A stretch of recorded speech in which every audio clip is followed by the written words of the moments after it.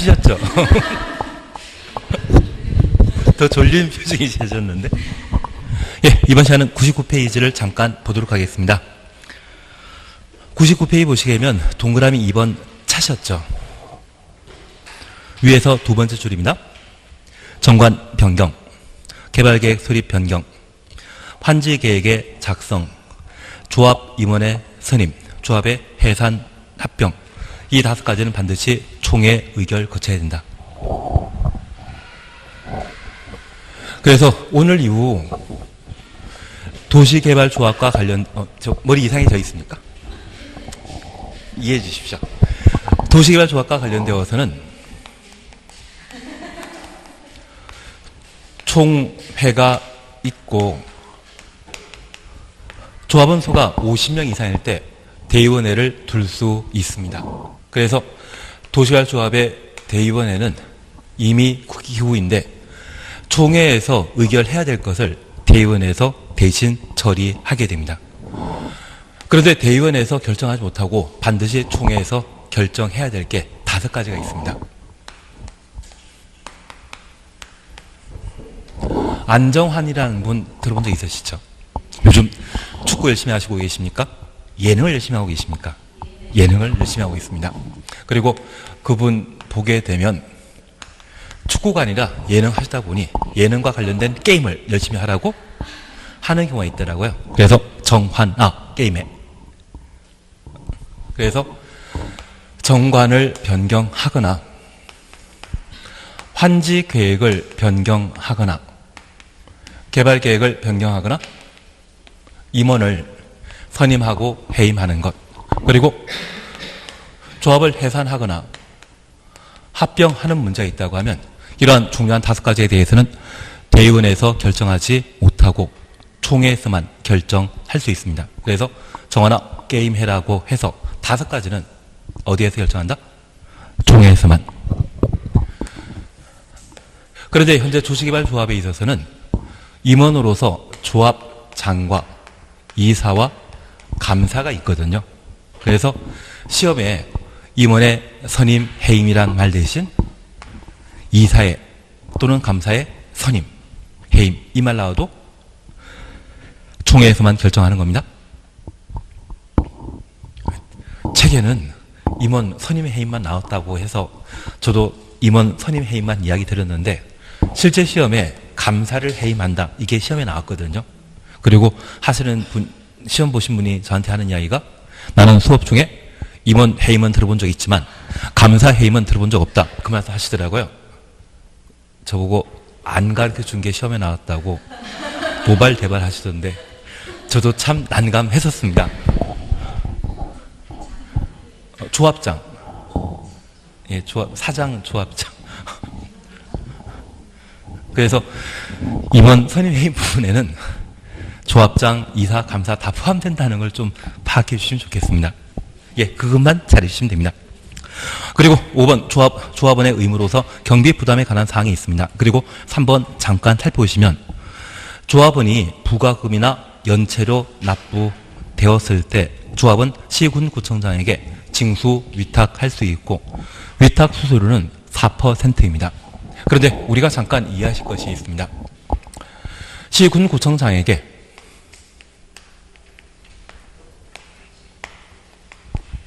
이를 위탁하는 경우가 있는데 특별히 국가나 주택공사가 각종 도시개발 사업과 관련된 보상금 지급을 동사무소가 만들어져 있는 시군구청장에게 위탁하는 경우가 있습니다.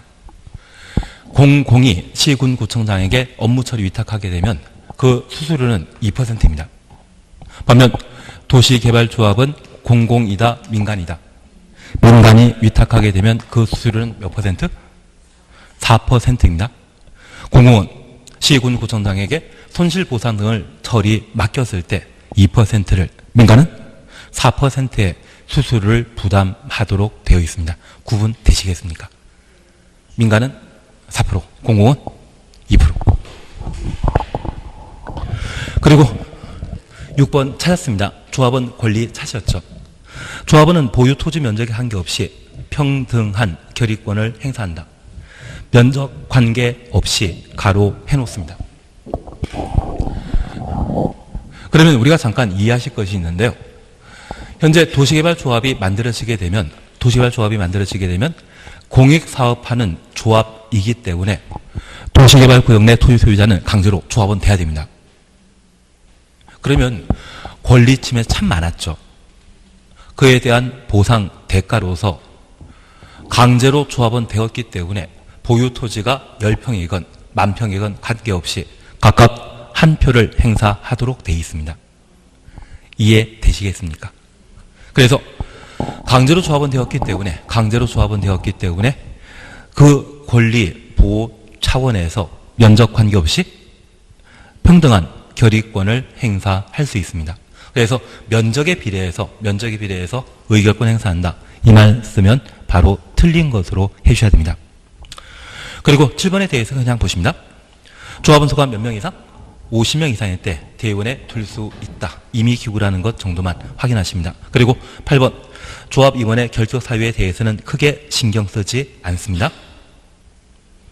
다만 우리가 함께 봐주실 것이 바로 9번입니다. 9번 보시면 조합 임원으로 선임된 자가 임원 결격 사유에 해당되는 경우에는 그 다음날 동그라미 임원 자격을 상실한다. 그러면 우리가 잠깐 이해하실 것은 현재 임원이 결격 사유에 해당되는 것으로서 미성년자 그리고 피성년 후견인, 피한정 후견인 선고받게 되면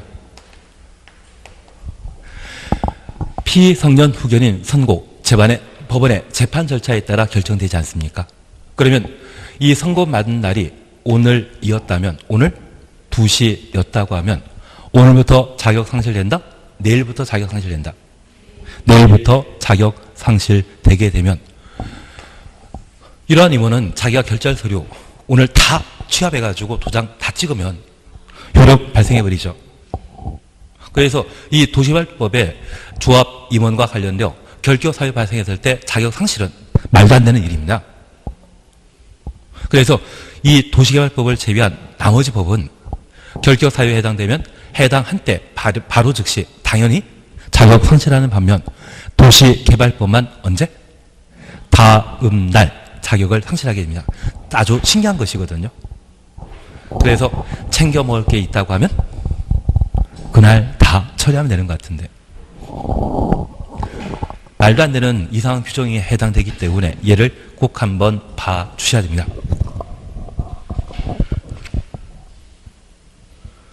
그리고 조합 임원은 의결권 가진 조합원이어야 한다. 찾았습니까? 반드시 둔다 바로 옆에 조합 임원은 의결권 가진 조합원이어야 한다. 확인되셨습니다. 그러면 우리가 잠깐 이해하실 것이 있습니다. 만약 도시개발구역 안에 토지 소유자가 존재한다면 그 토지 소유자는 미성년자인 때도 조합원이 되어버립니다. 땅만 가지고 있으면. 그런데 이 미성년자인 토지 소유자는 조합원은 될 수 있지만 그 토지 소유자는 임원은 된다 못 된다. 임원은 안 된다는 이야기입니다. 이해되시겠습니까? 그리고 두 번째입니다. 여기 조합장과 이사 감사는 도시개발구역 밖에 토지 소유자는 임원이 될 수 있다 없다. 의결권 있는 토지 소유자가 임원이 된다고 하면 도시개발구역 밖에 도시개발구역 안에 땅이 없는 분은 조합장이나 임원 될 수 있다 없다. 없습니다.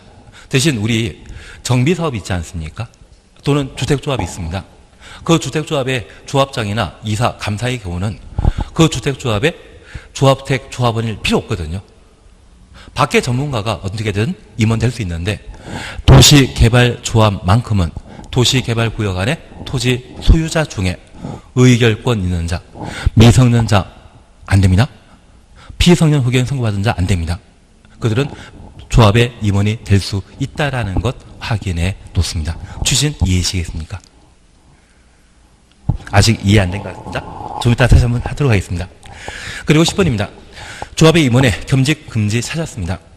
조합 임원은 그 조합의 다른 임원이나 직원 겸할 수 없고 같은 목적에 사업하는 다른 조합의 임원, 직원 겸할 수 없다. 그러면 우리 이거 잠깐 이해해 놓습니다. A라고 하는 도시개발 조합의 임원은 A라고 하는 조합의 다른 임원인 감사나 조합장 될 수 있다 없다? 없습니다. 그리고 A라는 조합의 직원 될 수 있다 없다? 없습니다. 그리고 옆에 B라고 하는 도시개발 구역의 토지 소유자일 때 임원 된다 못 된다? 못 된다. 그리고 B라고 하는 도시개발 조합의 직원 될 수 있다 없다? 없다. 이해되시겠습니까? 그래서 한 곳에 도시개발 조합의 임원인 자는 같은 조합의 직원 될 수 없고 다른 도시개발 조합의 임원이나 직원이 될 수 없다. 겸직 제한에 관한 사항을 파악해 주셔야 됩니다. 그런데 말도 안 되는 이야기지만 A라고 하는 조합의 직원은 B라고 하는 조합의 임원은 된다 못 된다? 역으로 이 임원이 이 직원 돼버린 거거든요. 이건 안 된다.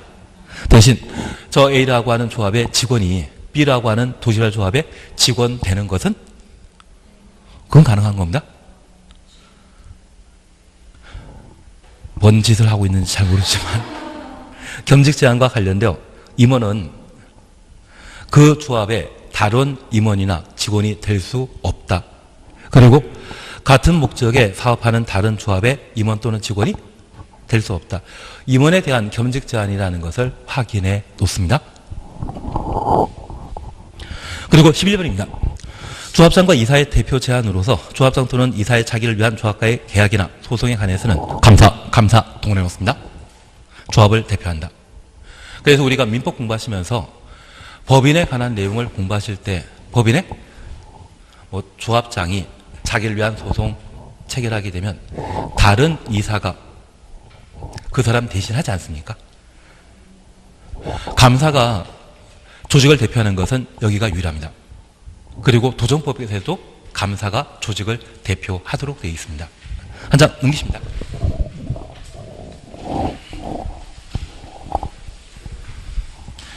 근데 사실 봐야 될 게 좀 몇 개 빠졌는데 천천히 하십니다. 우리가 잠깐 확인하실 것이 있습니다. 여기 도시개발 사업과 관련되어서는 시행자, 여러 자격 있는 자 중에 시행자 지정받은 때만 도시개발 사업 할 수 있거든요. 누가 지정해준다? 지정권자. 그리고 실시기에 인가하는 자는 누구이다? 지정권자.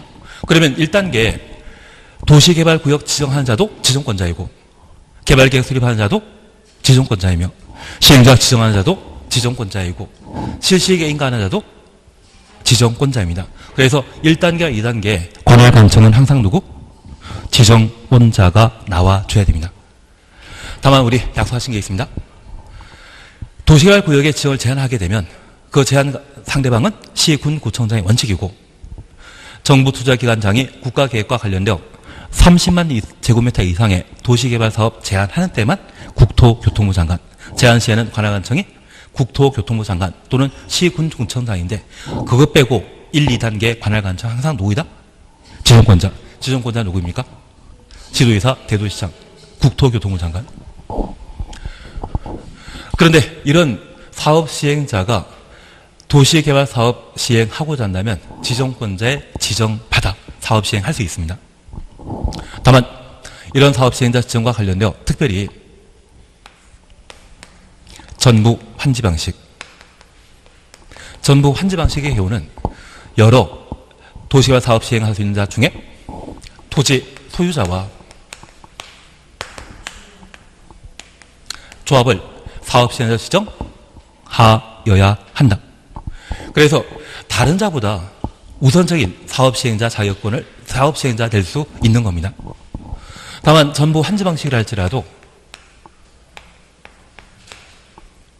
지방자치단체 등을 우선 사업 시행자로 지정할 수 있습니다. 나중에 한 장짜리 꼭 봐주셔야 됩니다. 한 장짜리 그게 나와 있을 겁니다. 제가 드린 게 있을 텐데 제가 안 들고 왔거든요, 사실은. 지병동.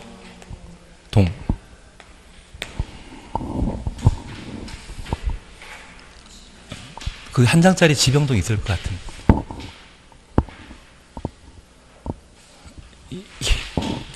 그것 있지 않습니까? 뭔지 모릅니다.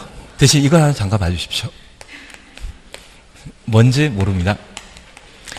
만약 전부 환지 방식이라면 도시개발구역 지정 고시하고 1년 이내에 토지 소유자 조합이 자기를 사업시행자로 지정해달라 신청해야 되는데 저 구역 지정하고 1년 이내에 사업시행자 지정을 신청하지 않는다면 조합 토지 소유자 대신 지방자치단체 등을 사업시행자로 우선 지정할 수 있습니다.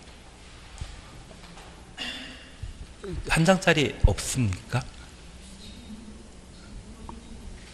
저 지병도 해놨을 텐데. 잠깐만 빌려주십시오. 지금 서로 뭐하고 있는지 모르고 있는 중입니다. 사업시행자 지정의 원칙 바로 밑에 예외 있지 않습니까? 1페이지 오른편에 시행자 있고 서로 뭐하고 있는지 전혀 모르고 있는 상황이었지만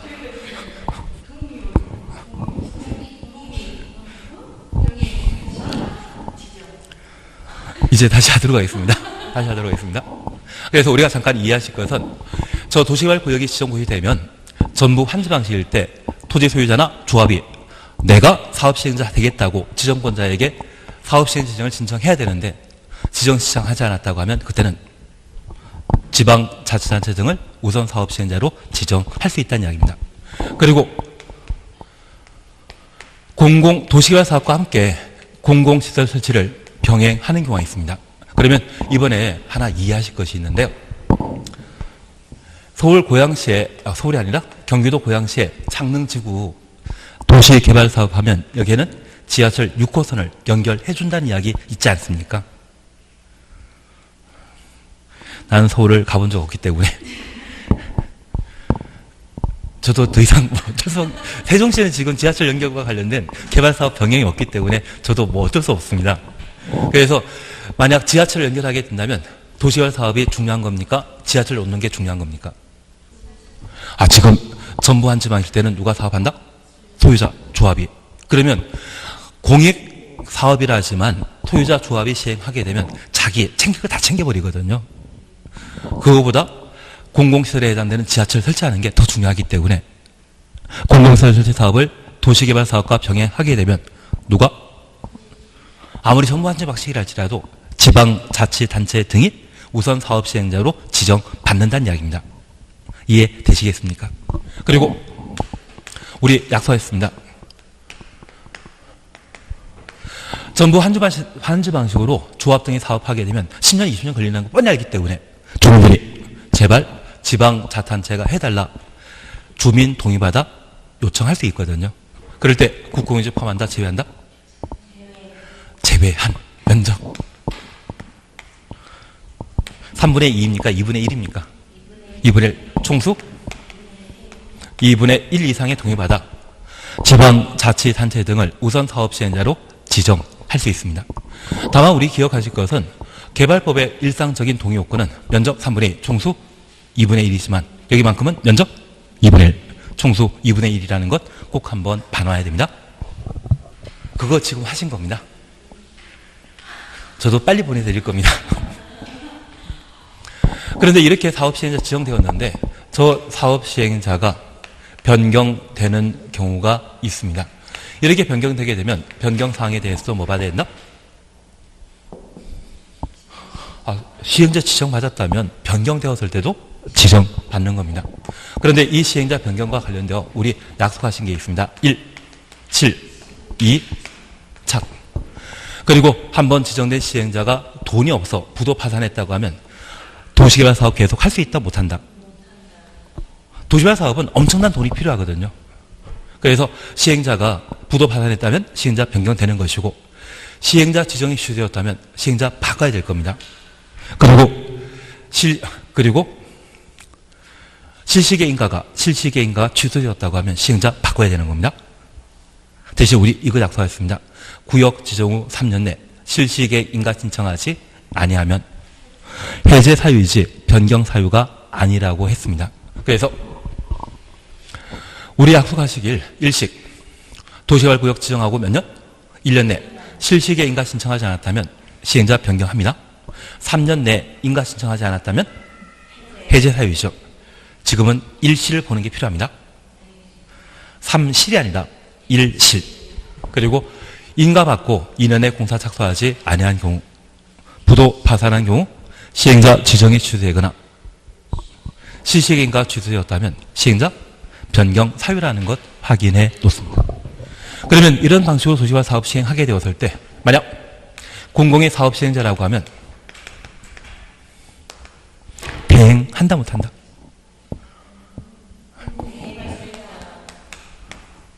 신탁이란 말이 나왔을 때만 누구? 민간. 그래서 공공이라는 말로 시작해서 대행, 위탁이란 말 나오면 맞는데 소유권 넘겨주는 방식인 신탁은 오직 누구만 한다? 민간만 한다라는 것 기억해 놓습니다. 그러면 이런 도시개발 사업과 관련된 시행자 내용들을 쭉 살펴보니 가장 대표적인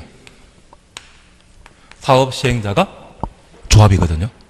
그래서 이 조합과 관련된 사항을 잠깐 확인해 주셔야 됩니다. 첫 번째 우리가 이해하실 것이 있습니다. 이 도시개발 조합은 도시개발구역 지정된 이후 도시개발구역 안에 토지 소유자 몇 명? 7명이 도시개발구역 안에 토지 소유자의 일정한 동의 받고 누구에게 조합 설립 인가 받아야 된다? 우리 개발법에서는 1단계, 2단계 모두 관할 가정은 지정권자라는 것 꼭 잡아내셔야 됩니다. 그리고 이러한 동의에 있어서는 국공유지 포함한다, 빠진다. 개발법에서 국공유지 다 포함되는 겁니다. 어디에서만? 지평동에서만. 지평동에서만. 이것만 지시하는 겁니다. 그리고 이게 올해 시험에 나와야 됩니다. 왜? 변경이 28회 때와 29회 때 연속 2번 시험에 나왔거든요. 그 주변 문제라고 하면 지평동밖에 안 남아 있습니다. 그리고 우리 앞으로 20번 정도 일실이 시작할 거거든요. 갑자기 일실, 이게 총알을 실탄으로 해서 일실이라 하는지, 농담이 안 묵혀지는 상황이기 때문에 합니다. 일시 시작은 시행자 변경 사유라는 것만 꼭 기억해 놓습니다. 그리고 두 번째입니다. 여기 동의 요건과 관련되어서는 국공유지 포함한다는 기억하시고 면적 3분의 1 총수 2분의 1. 그러면 이러한 방법으로 조합이 설립되게 되면 조합 구성 형태는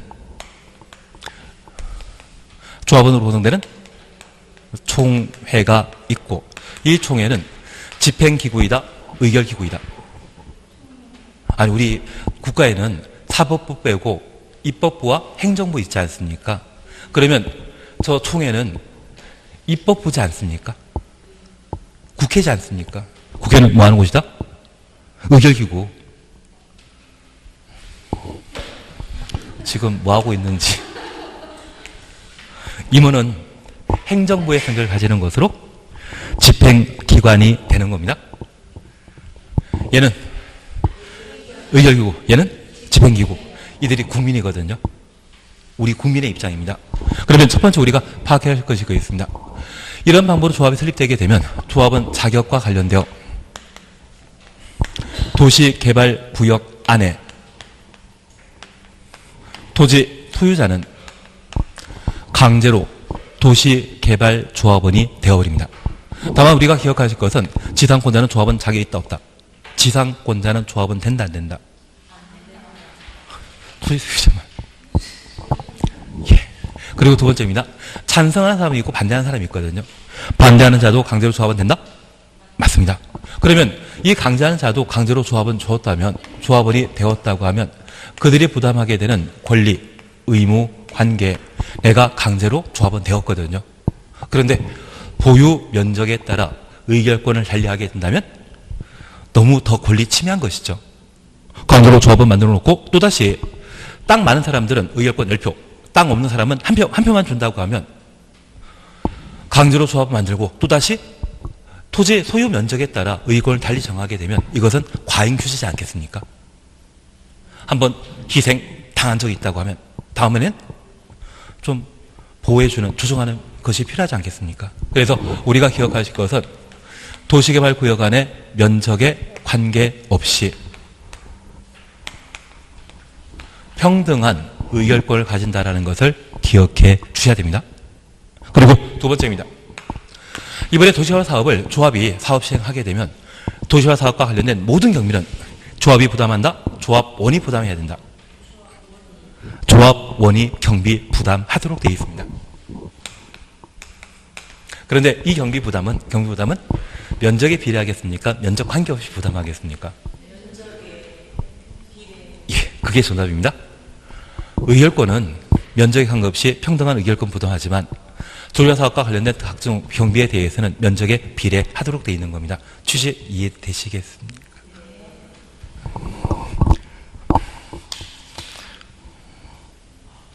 예, 다시 99페이지에 5번 조합원의 의무 찾으셨죠? 조합원의 의무 찾으셨죠? 부가금의 부가 기준이란 말 찾았습니까? 위치, 지목, 면적, 위치, 지목, 면적 등등 다양한 사항을 종합적으로 고려할 것. 그래서 도시개발 사업과 관련된 각종 부가금에 대해서는 어떻게? 면적 등에 비례한다.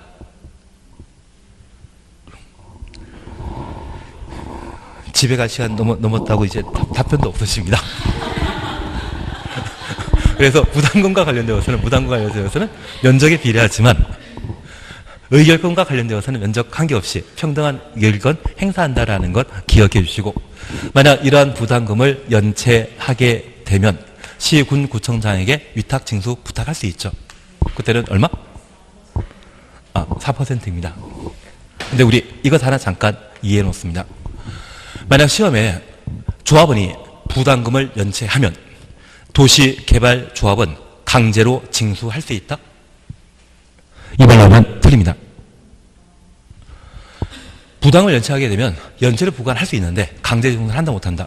못한다. 그렇게 이해해 주셔야 됩니다. 근데 우리 학교 다닐 때 깻잎 머리 하신 분에게 돈 100원 뜯겨본 적 있으십니까? 아니면 뜯어본 적 있으십니까? 개인에게 삥 뜯는 것은 된다 안 된다?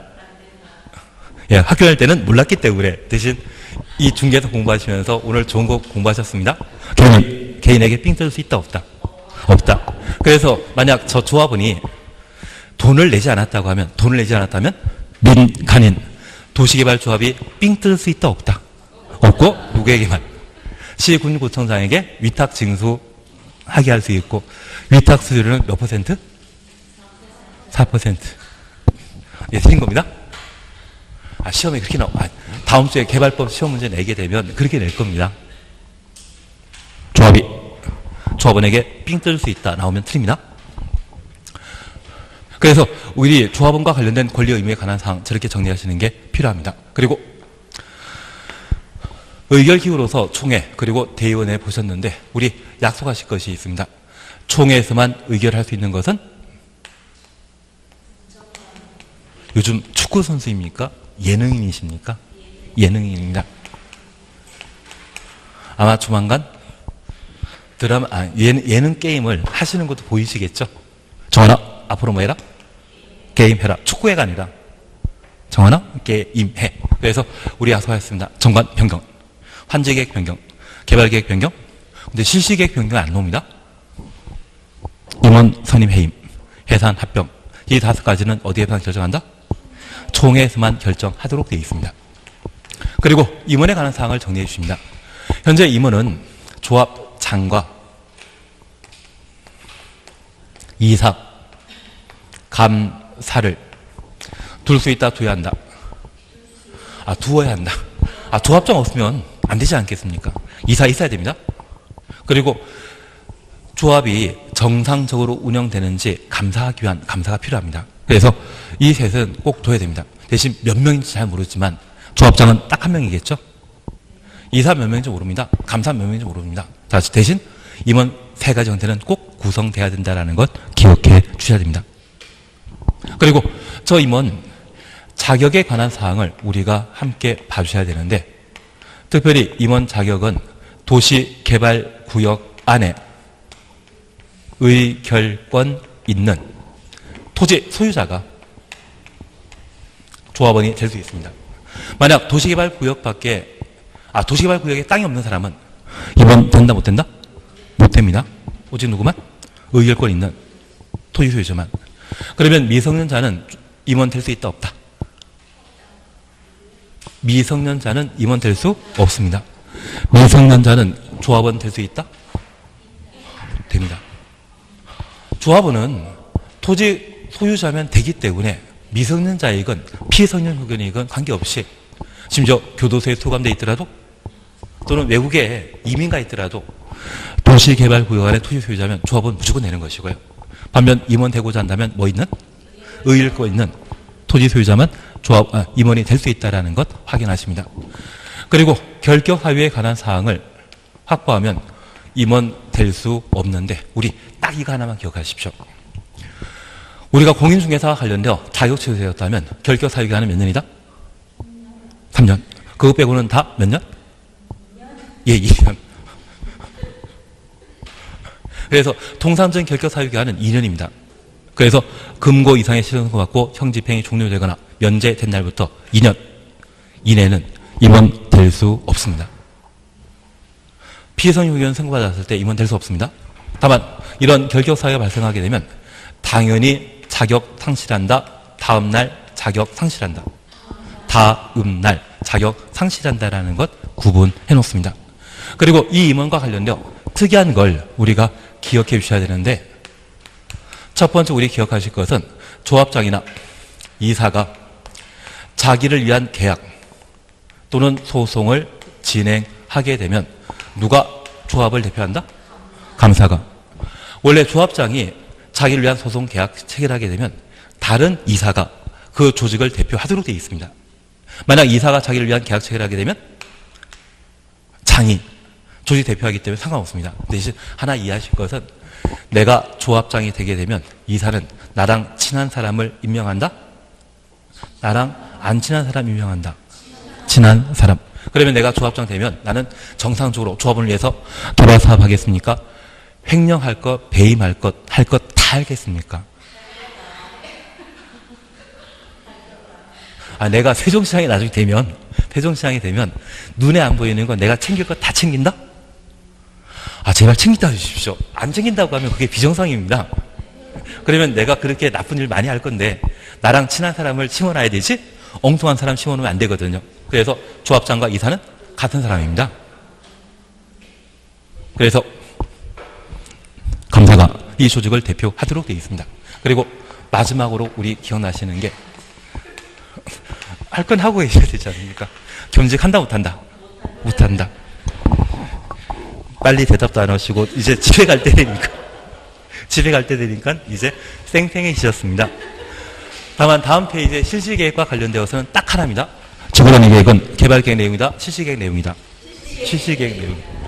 집에 빨리 가려고 이제 강제로 대답하십니다. 근데 이거 문제 풀이 따로 궁금한 거 없으시죠? 예, 궁금한 거 없으신 거 알고 다음번에 좀 제가 시간 나누면 한번 모아가지고 설명드리도록 하겠습니다. 오늘 늦은 시간까지 수고 많으셨습니다. 예.